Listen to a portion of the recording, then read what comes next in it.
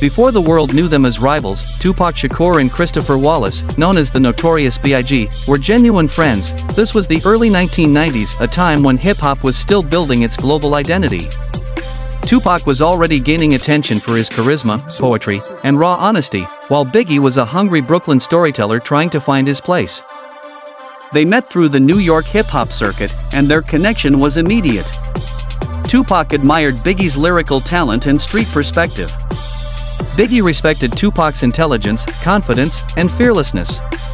Tupac even gave Biggie advice on navigating the music industry, encouraging him to stay authentic and focused.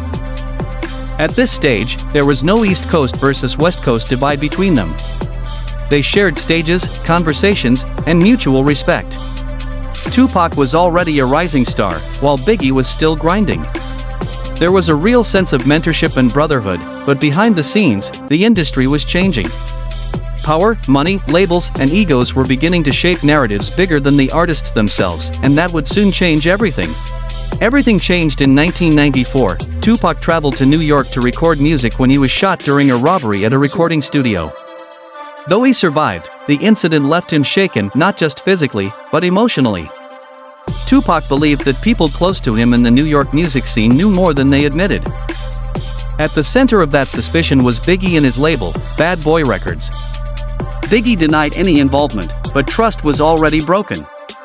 The industry rumors, media headlines, and label politics poured gasoline on the situation. As Tupac served time in prison shortly after, frustration turned into anger.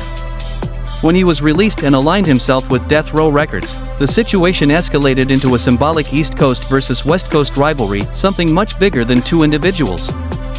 Music became the battleground. Songs carried tension, coded messages, and emotional pain. Fans chose sides. Media amplified every word. What started as misunderstanding turned into a cultural divide that neither artist fully controlled. At its core, this was no longer just about music, it was about betrayal, pride, and the pressure of fame. The rivalry never found peace in real time. In 1996, Tupac Shakur tragically lost his life in Las Vegas. Just months later, in 1997, the Notorious B.I.G. also passed away in Los Angeles.